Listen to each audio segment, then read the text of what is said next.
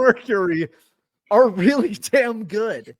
And I don't really have a good barometer for how to judge them right now. Kahleah Copper comes back. She had been dealing with an injury to open the year. Alyssa Thomas has been back for a couple of games now after she had an injury that took her out for a little while. So this is the first time all season in that win against Vegas where the big three for them is playing. They beat Vegas. It's not super a blowout. They won by 6 and it got pretty tight at certain points. And it's an Asia-less aces, which I think is always worth discussing when we're trying to evaluate an opponent versus them.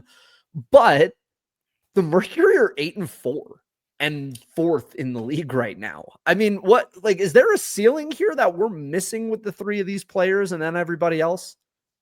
I think so. And for me, it's like looking at what they were last year. Even though that was a different team, talent-wise, I still feel like they were the same caliber. You still had high-level players on your team, and they put up like 45 points one game. Like, that was embarrassing. Like, the entire game.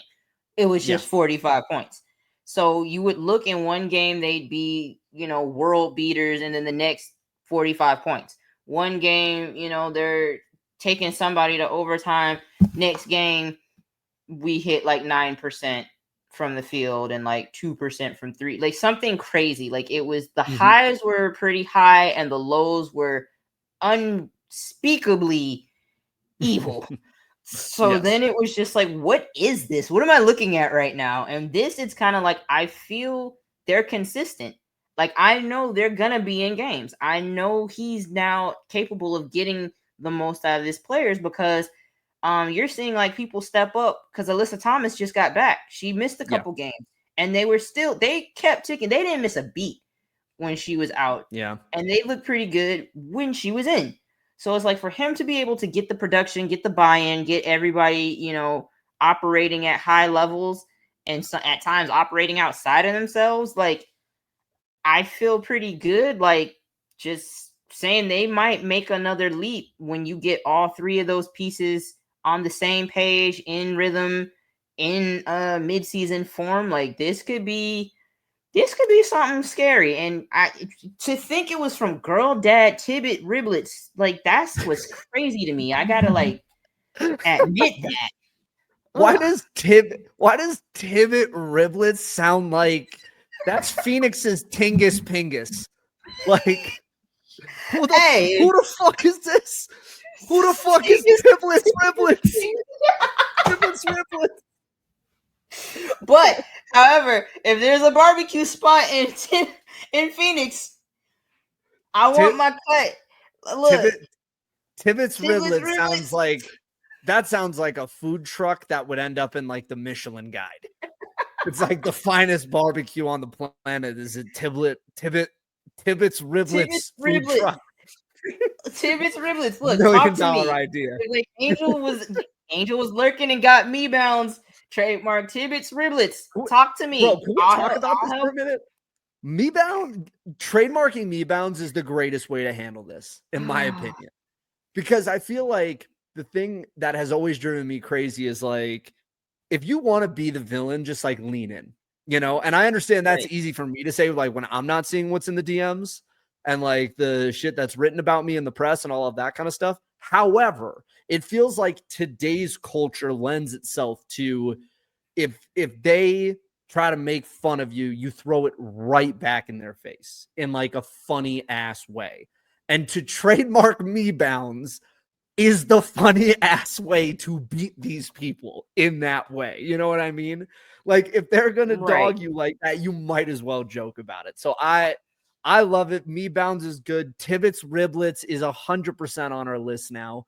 And honestly, I think you're right. Like Kahleah Copper getting backdoor cuts from Alyssa Thomas posted up. It's like, because Kaz already one of the twitchier, faster guards in capital E elite slasher, double pump. She can shoot the 3. And now you're giving her arguably one of the best post facilitators the league has had in the last 5 years. And on top of that, they got that edge because the Germans been talking heavy. Here's all right. So here's a funny thing that I feel like people miss about that Oregon team in 2019 and why it worked as well as it did to get to the Final Four. Sabrina got the reputation of being the Kobe in the room and like going after people and being a dick and all of these things. Satu would go back at her. Like there were a lot of people that were afraid of Sabrina in that room. Satu Sabli was not one of them. And so I think people misunderstand the fact that she has an edge. She absolutely is about it. Niara's got all of the chill person gene in that family. And she's still kind of like, she still got a little. She got a little bit of it too, honestly. Yeah. So I agree with you. They got edge. They got attitude.